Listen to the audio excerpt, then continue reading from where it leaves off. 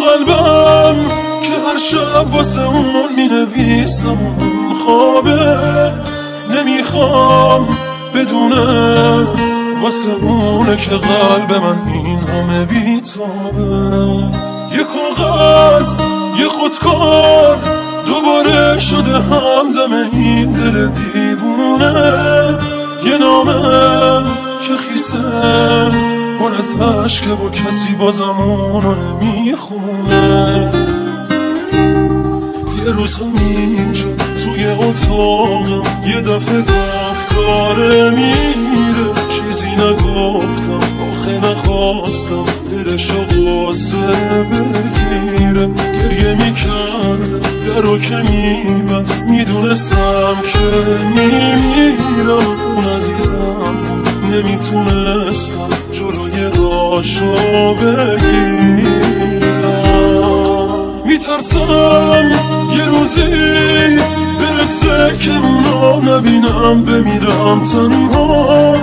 خدایا کمک کن، نمیخوام بدونه دارم جون میکنم اینجا. سکوت اتاقا داره میشکنه تیک تاک ساعت رو دیوار.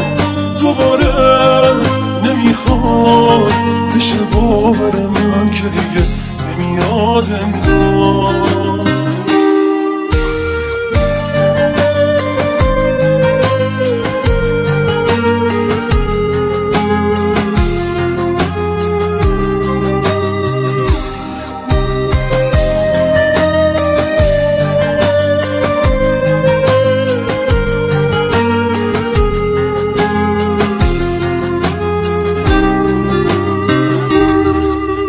همینجا توی اتاقم یه دفعه گفت داره میره، چیزی نگفتم آخه نخواستم دلشو قصه بگیره. گریه میکرد درو که میبست، میدونستم که میمیرم. اون عزیزم نمیتونستم جلوی راشو بگیرم.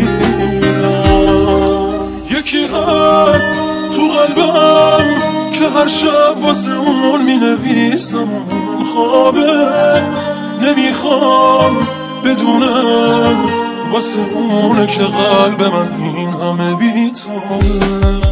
یه کاغذ یه خودکار دوباره شده همدم این دل دیوونه، یه نامه که خیسه پر از عشقه و کسی بازم اونو نمیخونه.